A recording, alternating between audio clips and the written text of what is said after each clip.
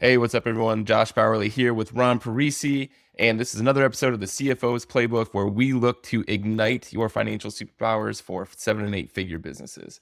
So, Ron, I know we're approaching year end somehow. Another year's almost in the books. Let's talk a little bit today about what we see our clients doing as year end approaches and what other businesses should be looking to do at this critical time of the year. Yeah, I was going to say, this is at least my favorite time of the year, coming down the stretch.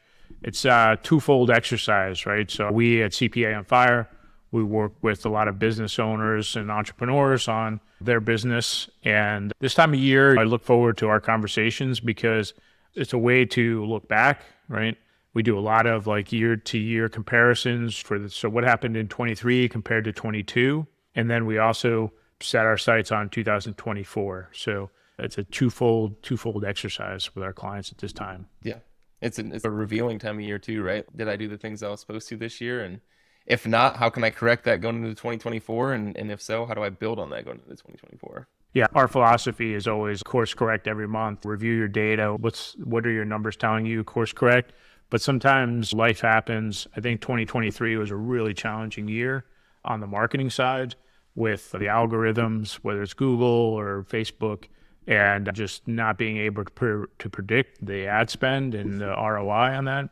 And it's caused definitely some challenging times in 2023. I think a lot of what I call the main rocks, a lot of the main rocks that our clients wanted to accomplish in 23, some of them had to be put on the shelf while they focused on getting that marketing, getting that prospect flow set up and making sure that they were accomplishing the revenue goals. Yeah, you say it's been a challenging year. In fact, we've been through 3 straight challenging years in various ways. Maybe 2024 will be a little less stressful all the way around. But what's on Fire working specifically with clients this time of year? What does the situation look like when you're having those calls, and what should people listening be looking to do as we approach year end? Yeah, no, I think it's whether you're a client of CPA on Fire or just a business owner, right? I think the first thing, like you mentioned, right? What happened in 23? What can we learn from 23? What happened? How do we accomplish our goals? And what goals did we not accomplish?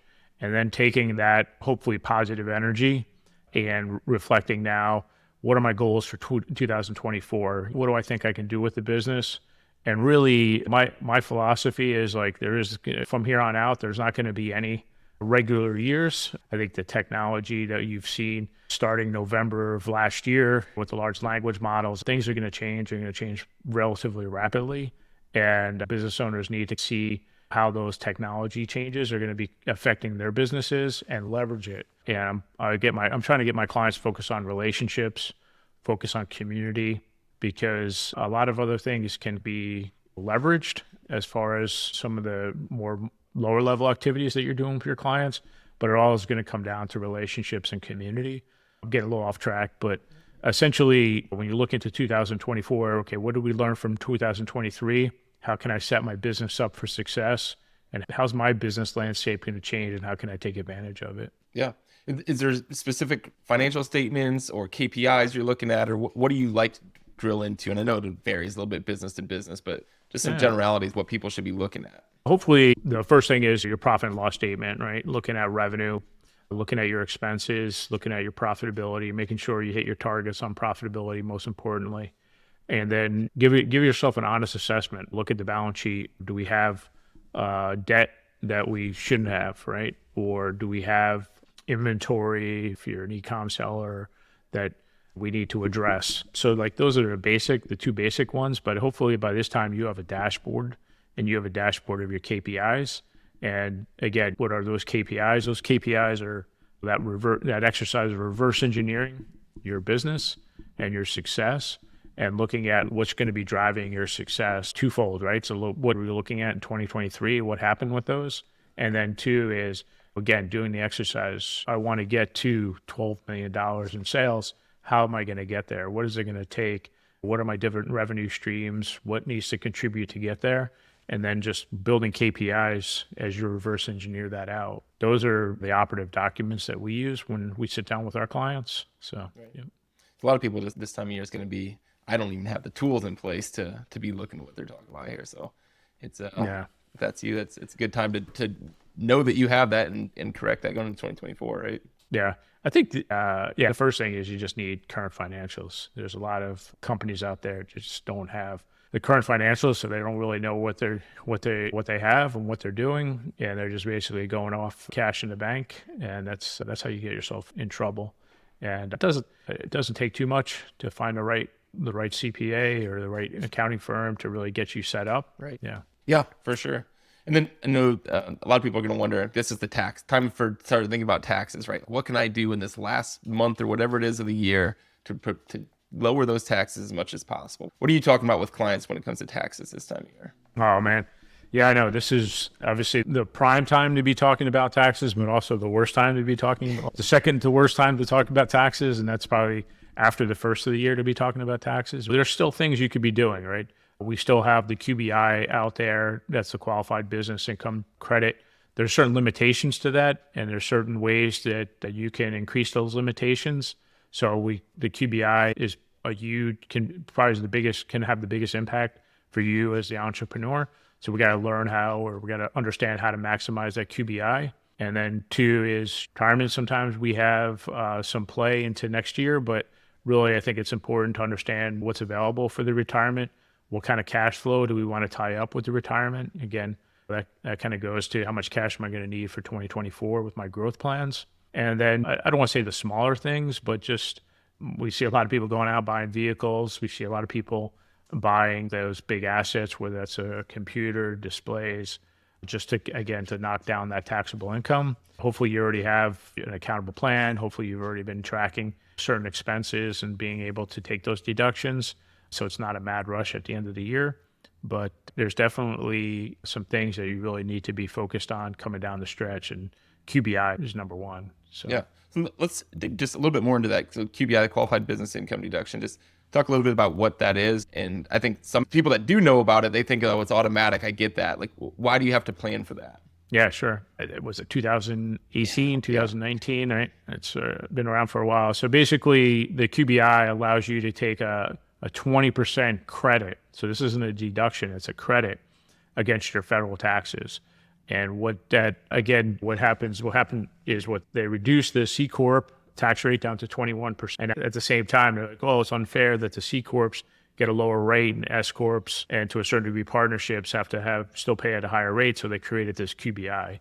And so it's a way to knock down your federal income taxes.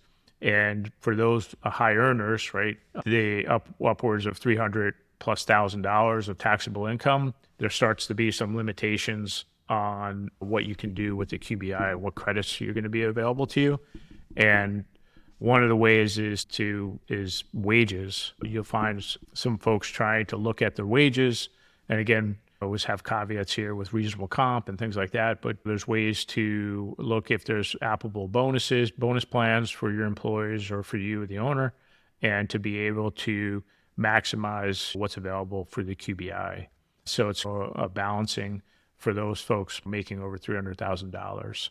And then there's a whole nother section for us accounting firms that's called the specialized business, and for accountants and lawyers and certain people, authors that have strict limitations. So you max out at that range between, I think it's like 300 to 450,000. But yeah, so it's an exercise that we need to go through to make sure that, hey, if the government's giving you tax credits, let's max them out. So you said this is the second worst time of year to start looking at taxes. Explain what that means and when the best time of year is. Yeah. The best time of year is, hey, 2024 is here, right? As soon as 2024 starts, that's when you should be looking at your tax plan. And I'm a big believer in multi-year tax plans, but just say to start off, in the beginning of the year, you need to have a tax strategy. Okay, what's available to me in my income, and my particular service, my particular company, what's going to be available to me this year, and how do I max all those out? So the best time is right in the beginning of the year, have your plan, right? And now it's just implementation throughout the year.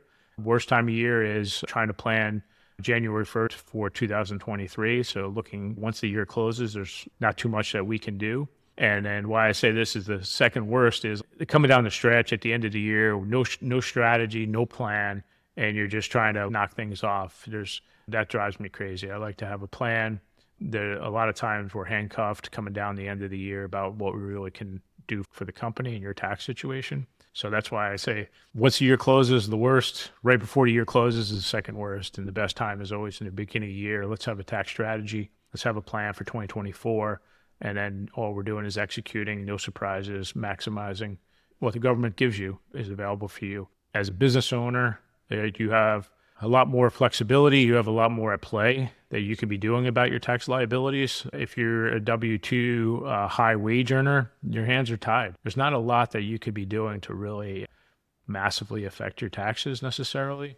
But as a business owner, you have a lot more of a canvas to paint on. Yeah, so. You get 7-8 figure business. You could be talking tens of thousands of dollars a swing on what you're doing with this planning. So that definitely makes sense. It's funny. Yeah. There's such a drastic difference this time of year between people who have been doing the right things in their business throughout the year, as opposed to people who get to the end of the year and like, oh, now I got to go back and do bookkeeping, and now I got to figure out what I'm gonna do for taxes, and it's just stress and putting out fires. Whereas the people that have been working with someone like CPA on Fire throughout the year, it's you get down to the end of the year and it's we've done everything. We have these big, like you say, these big rocks in place. We've planned around them, and now it's just okay. Let's final tweak a few things. Let's increase some salary here to maximize QBI. Let's go. Maybe you've been talking about getting that new car for the business. Maybe now's the time to do it. But it's little things that build upon what you've been doing throughout the year. So there's a massive difference in just the stress level this time of year from people who have been doing it right throughout the year and people who get to the end of the year and realize, oh crap, I'm behind the ball here. Oh man, we have so many clients, like newer clients that like just dread the holidays because they know they have to catch up on everything. Like they've let everything slide until the end of the year. And they're like, oh my goodness, I can actually enjoy the holidays, or I can take that trip I've always wanted. It's just a huge weight off their shoulders to be, again, just being proactive, being intentional throughout the year. So I think people like, they think like tax planning is, oh, let's do this thing here at year end and let's do that. And the true tax planning is what, like you said, you're getting into the beginning of 2024 and saying, all right, this is our plan. Maybe we're switching to an S Corp this year, or maybe we're putting an accountability plan, or whatever it is. You're planning it early on in 2024 that just sticks throughout the year. And then you get to the end of the year, and yes, there's not these sexy things you're doing to decrease tens of thousands of dollars because you've been doing that throughout the year. So some people might consider that less exciting, that you don't give this giant tax tip in December that they can do, but it's because you've been doing it throughout the year, and it's built in and there's no stress. It's all planned. Yeah, I like to land the plane where they have all the lights all set up for you. All you got to do is just touch down really nice and quiet. I don't like landing in the middle of the jungle. And that's how I look at it, is you might as well have everything lined up. You land the plane every year, nice and smooth. You know exactly where you are. For me, I was just talking to a client yesterday, and she's never been so clear about her goals and her business. Like, she's been operating the business for a long time, and she got the right people in the right place, and the clarity on what she wants to accomplish in 2024. It was just eye-opening for her just to be so clear, and you know what's going to happen, because when you have that clarity and you know exactly what you need to do to execute to get to those high goals. She's got very high goals for herself, and to get to have that clarity and to know that you're going to be hitting those goals, that's really where you want to get to. There's so many clients out there winging it, and very tough to be successful when you're winging it out there. You got to get clarity. You got to get the right people around you to be successful. Yeah, for sure. So let's say we got some 7-8 figure businesses are listening to this right now, and maybe they have the bookkeeping in place. They have a guy that does their taxes at the end of the year, but they're listening to this and saying, man, I want that. I want this next level stuff. What should they be looking to add to their team in 2024? Whether it's working with CPA on Fire, that'd be great. They can come talk to either way. Like, what should they be looking to add to their team so they can be in this position that we're talking about, where the holidays are stress-free, everything's in place, and it's just some final tweaking for that soft landing? Yeah. Two things is ultimately what I talk about is you got to understand what you, the owner, brings to the business, and how do you utilize your time at the highest point. And then you try, as you can afford it, you bring those people around you to do the activities that you don't like to do or you're not very good at, right? That's number one, because if you continuously view entrepreneurship of doing a bunch of stuff that you don't like to do, that's no way to be an entrepreneur. Like, you should be enjoying coming to work every day. You should not feel completely buried. You should be excited, and you should be doing the things that give you energy, that you truly enjoy. So that's number one, right? Look all around. What am I good? What am I bringing? Ultimately, I need to bring my best skills to the business, right? Two is from a financial side, my experience, right? Big Four accounting, where we help big businesses, and then I work for a corporation where we had a controller and we had a CFO, right? And I got to see what those individuals can bring at a very high level to the decision makers of the business. And then so when I got back and have my own firm and have CPA on fire, I brought that CFO type role, that real advisory to the decision makers of the business. I try to package that to entrepreneurs, because entrepreneurs sometimes can be the loneliest place. And very few people understand the business the way you understand it. Nobody sometimes on your team feels that they understand that your struggles of what you're going through. And while maybe you belong to some communities, and nobody really sits in your seat for your business. And I just view that CFO, what we call virtual CFO, fractional CFO, is that person that sits with you, understands your business through and through on a financial perspective, and is able to give you that information, that advice real time as you experience it with your business. That's what I call next level. So allowing you to go beyond just the bookkeeping numbers, right?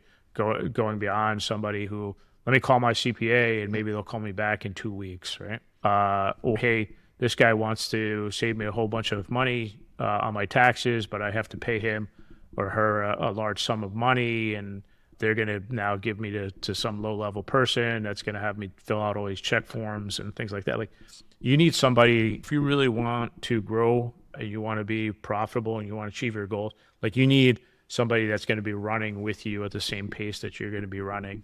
And I think that's something that you should be looking for as an entrepreneur. And that's available out there. I don't think a lot of people understand that it's available out there. Somebody that's running with you at your pace, being able to give you the advice, the feedback, the guidance that you need from a financial perspective. Yeah, that makes sense. And sometimes it's telling you the things that you don't want to hear that no one else is going to tell you, right? I was going to say, I started off by saying I'm probably not going to be your friend to my clients. Hey, a lot of people want to succeed, but they also want to succeed at the way they want to succeed. And I'm okay with that.